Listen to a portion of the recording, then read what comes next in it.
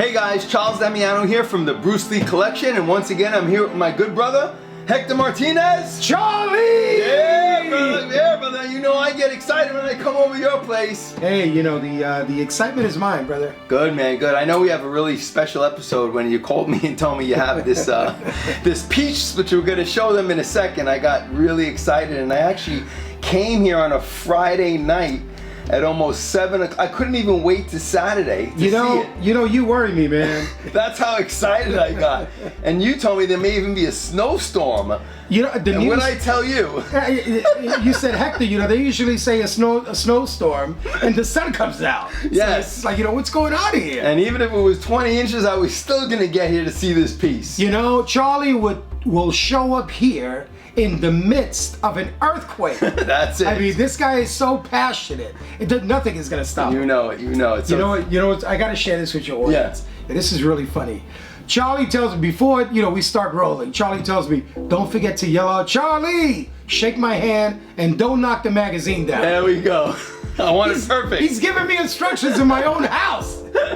No, it's all good. It's all all good. right, man. So listen. So I'm gonna give you the mic, and I know you want to introduce this item in a very special way. So why don't you kind of start it out and tell us what we're gonna do here today? Yeah, you know, Charlie, this magazine is dear to me, and I know it's dear to you as well. It's a classic. Mm-hmm. I mean, it's to many of us, it was one of our first magazines, and I picked this up back in 1974. Yes, when it came out. So I was how old was I in 75? I think I was maybe 13 years old. Yeah, 14 years old. I was 14, 15. Yeah. You know, yeah. We were kids, and it was one of the first Bruce Lee magazines ever. I mean, the first thing that came out was Alex Ben Block's Legend of Bruce Lee. Yes. Which is another classic. With the green cover. With the green cover, yeah. Right? It's an excellent book. And then they came out with with this one here. This one came out in 1974. And I remember going into the magazine shop and I said, "Listen, I'm looking for a Bruce Lee book called Jeet Kune Do book." And they're looking at me like, "What?" What? I said, "It's called Jeet Kune Do." And you know, I didn't know what it was because I never really heard about it. No, and none of us knew how to pronounce that at the time. We didn't know how to pronounce it. We didn't hear Bruce say it yet. Correct. And it's actually Cantonese. Yes. For the stopping fist, or the way of the intercepting fist. Yes. And later on I found out that the proper pronunciation is Jeet Kune Do. Jeet Kune Do. The way of the intercepting fist. In Cantonese, Jeet Kune Do, the way of the intercepting fist. Now, Charlie, the reason I brought this magazine out, let me also point out, this is the one that has that fabulous poster by Achilleos. I know. And may he rest in peace. He passed away a couple of years ago. And I had the pleasure of talking to Achilleos. Oh, you did? And I was going to send him the poster, a separate one. Yeah. I'm not going to remove the one that's in the magazine. And he agreed to sign it for me. But then a couple of months later, he passed away. Oh, wow. Imagine that. Imagine you got it signed as well. Yeah. Achilleos, such a great artist. Yeah, this was really incredible when it came out because it did have the poster, which we were all looking for posters of Bruce Lee at the time. So they included one in the magazine. And then the magazine itself had all those rare black and white photos on Bruce, which we never seen before. So, yeah. I have a few of these still available if anyone wants to pick these up. I'll leave my email in the description of this video if you want a couple, because these are really hard to get now, and I have a couple left in my collection in really good condition. So it's a must-have. Yeah, it really is. You know, I mean, it's really not. You can't compare with today's magazines or books. No, but it's got a charm. Yeah, I love the vintage stuff. Very special charm to it. Now, Charlie, the reason I brought out this magazine, Bruce Lee, my martial arts training guide to Jeet Kune Do, it's because in this magazine, when I was strolling through the magazine, there was a photo that captivated me. I really didn't understand what I was looking at. And it was a photo of a tombstone. Now, we're not talking about Bruce Lee's tombstone in Seattle, Washington. We're talking about the one George Lee made for Bruce Lee. Oh, that's classic, man. Exactly. Wow. The one that says, in memory of a once fluid man, crammed and distorted by the classical mess. Man. That's right. So I read it, but at 13 or 14 years old, I mean, I don't know what I was reading. Yeah. But I remember that out of all the photos in this magazine, that's the one that kind of caught my attention. Yeah. So I said to myself, is it Bruce Lee's tombstone where he's buried? Yeah. 'Cause I didn't know yet. Yeah, I didn't know. I probably started later on, I started to find out. Realizing Right, what it was. Exactly. So as the years went by, I really never understood what the saying was, in memory of a once fluid man crammed and distorted by the classical mess, until, when I became in my 20s, that I understood it had to do with someone who was stiff and rigid, and wasn't flexible at all, and he was stuck in the old school style, and he didn't go beyond that. So eventually he died, right? Because that's what happened. So in memory of a man who used to be fluid, right? But then he became part of the classical. Well, I could almost hear Bruce saying, that statement, right, and then explaining it that way, because to him traditional styles were really just not the way to go, and you were crammed and distorted, and he was almost saying, like, you're better off dead if you're going to try to fight that way, because it's not going to work. It's too traditional. No one fights that way. It's robotic. It's robotic. So you might as well just put yourself in the grave now, because it's not going to do what it's intended to do. Right. Eventually somebody's going to do you in. So that's why he came up with that symbolism, right? That was a symbolism for him. And it's superb, superb. So during our visits to Richard Torres's house, by the way, Richard, I told you I was going to mention you in the episode. We went to Richard's house, and he showed us a book, and the book is called. It's one of the books that was in Bruce Lee's library. Yes. And it was called Profitable Showmanship. And the book is by Kenneth Goody and Zen Kaufman. And the book is from it was written in 1930, published in 1939. Yes. And Bruce Lee was a showman. Yeah, he was. So he was always reading as much that he could to help him fine-tune his acting skills and his self-promoting skills. Yeah. He was selling himself throughout his entire career. That's how he landed all those roles, right? Exactly. He became a showman. And he did a great job at doing it. And this book was all on sales and how to sell himself. So that's why he had a profitable showmanship. Profitable showmanship. Yeah. And so Richard Torres actually brought this book out, and I was wondering what the book had to do with the tombstone. With the tombstone. So in one of the pages of this book, Profitable Showmanship, the author goes ahead and says that he walked by this place called the Harris Super Service Company in Van Nuys, California. And in front of this company, in the lawn, there's a giant tombstone that says, in memory of a good motor ruined by inferior oil and gas. So you put two and two together, he says, wow, Bruce was a genius, man. He borrowed from everyone, man. He certainly did. Really did.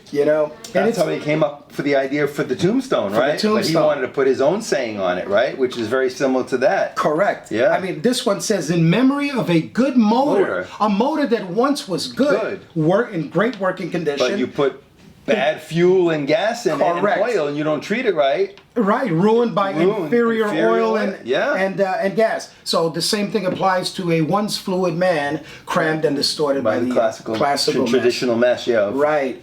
Karate and all those martial arts that just were based on tradition back then. On tradition. Yeah. I mean, these arts have gone a long way. Oh, yeah. But back in the day, I mean, the only thing we heard about was judo, karate. Nobody knew anything about kung fu or gong fu. Yeah, no. And Jeet Kune Do. Nobody knew about that. So Charlie, the reason I also wanted to do the episode is because I wanted also to give props to the late George Lee, who was Bruce Lee's number one. He was a friend, and he was a student. And George Lee was friends with Bruce Lee back in the 60s during the Oakland years. And he was also known as the...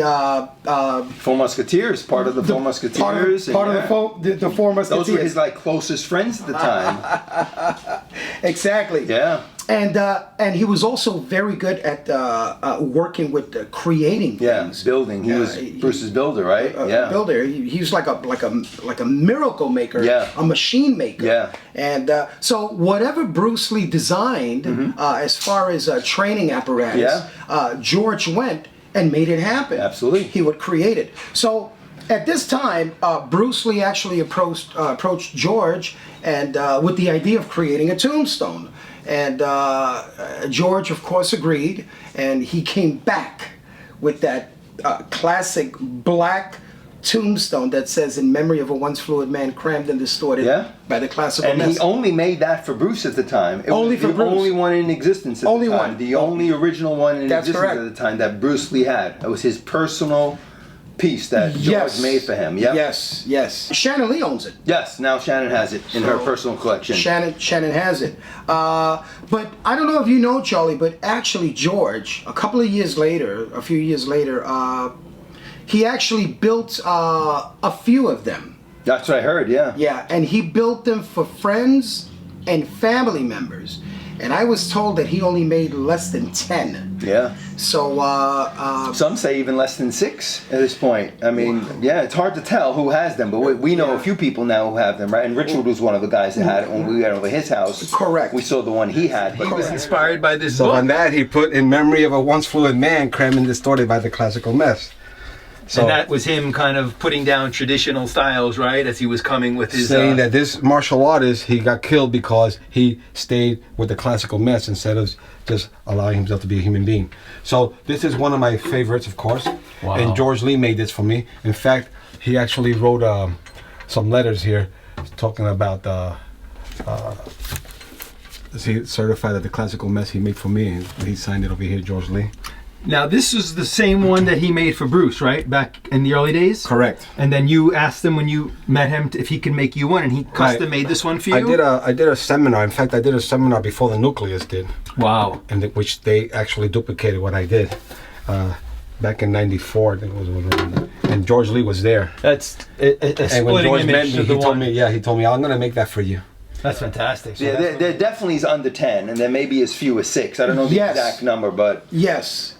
You know, Charlie, Bruce referred to George as the master maker. That's what I heard. And that's a great name to have, It really right? is.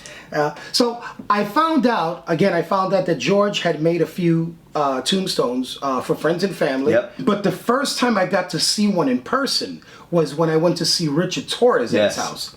And I'm like looking at this tombstone. I couldn't believe it. So I asked Richard, I said, "Richard, where did you get your tombstone? Did you make it? Did you buy it from somebody?" He goes, "No, this one was built directly by George Lee." Yeah, I know. And I'm like, "You're kidding me?" He says, "Yeah, he actually did a few." So I contacted Steve Walling because he was doing a painting for me. I had a painting that was under commission, and he sends me a photo of the painting from his home, but in the photo, on the lower right-hand corner, there was a little table. And guess what was on the table? Yeah, the tombstone. The tombstone.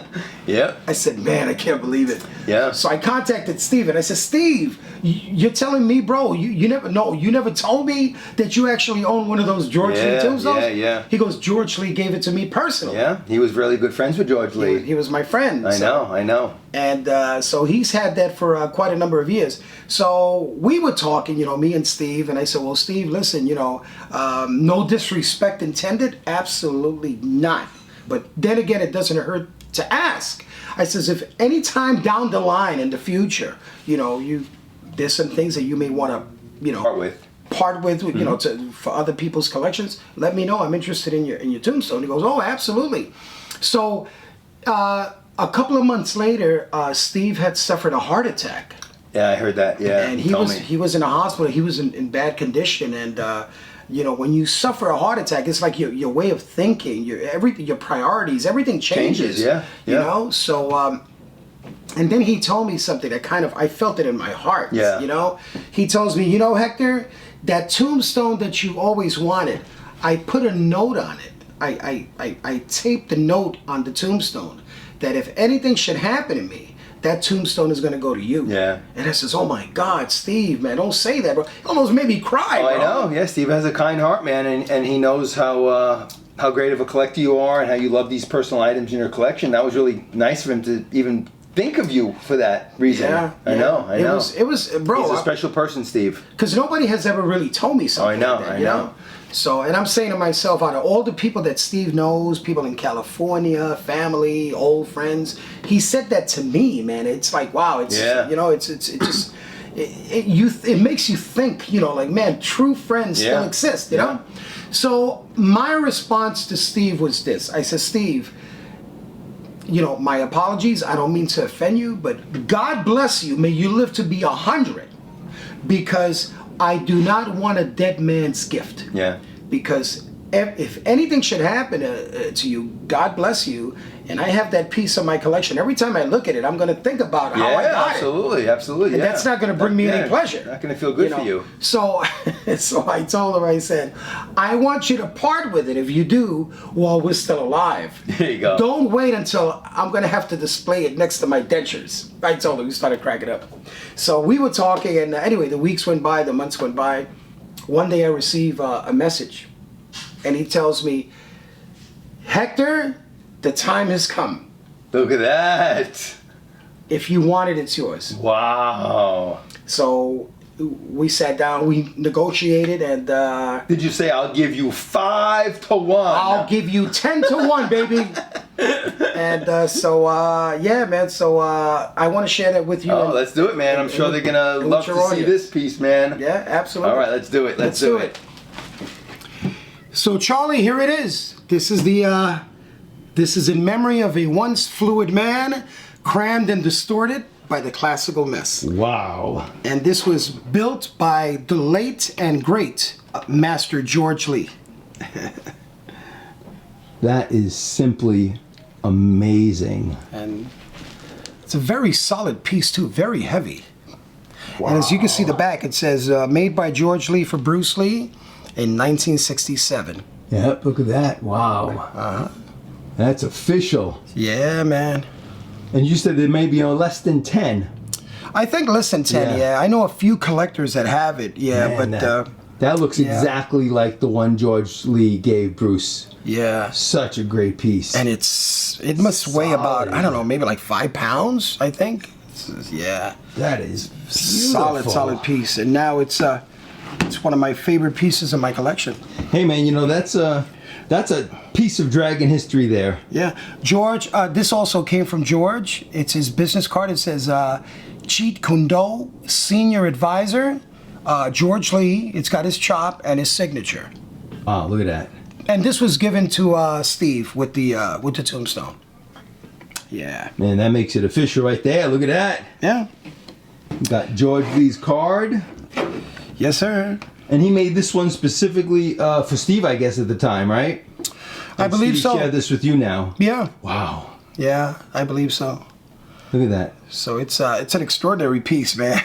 A once fluid man crammed and distorted by the classical mess. The classical mess. Yes, sir. Leave it to Bruce to come up with something like that. Yeah, yeah. To really, as he was developing his Jeet Kune Do. His Jeet Kune Do, the way of the intercepting fist. Man, how's it feel to have it home? Feels good, man. And again, I want to thank Steve Walling. Steve is the one who made it possible. So I'm really appreciative.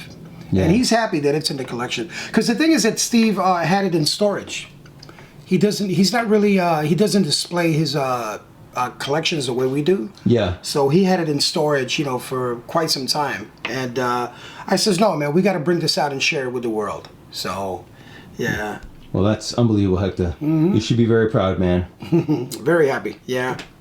So, yep, he's here. Well, Hector, man, this was an incredible episode. I really thank you for sharing this with the gang out there, because this is, one of 10 or one of 6. And in any case, it's so special for something like this to be handcrafted by George Lee, who was Bruce Lee's personal friend. And now for something to sit like this in your collection, you probably should feel really honored, man. I am. There's a reason why. Because of Bruce Lee, because of George Lee, and because of Steve Walling. Well, that was well said, man. So, well, on that note, Hector, thank you once again for inviting me into your home. Charlie, and my pleasure. Sharing this beautiful piece. And Thank you guys, so much. if you're new to the channel and haven't subscribed, please hit the subscribe button, give the video a thumbs up, and hit the notification bell so you never miss wonderful episodes like this. And until next time, Charles Damiano, as always, saying, have fun collecting, and we'll see you guys next time. All the best.